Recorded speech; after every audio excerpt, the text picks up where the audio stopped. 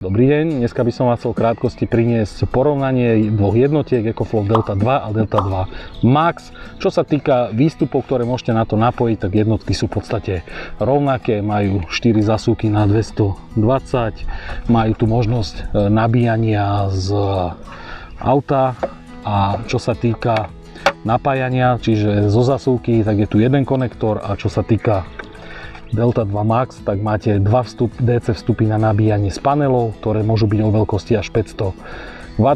S takýmito panelmi dokážete túto jednotku veľmi rýchlo napojiť.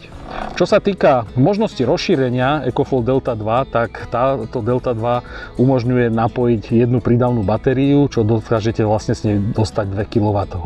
Čo sa týka väčšej jednotky Maxky, tak táto má dva konektory, kde dokážeme napojiť dve pomocné batérie, či dokážeme mať kapacitu až 6 kWh.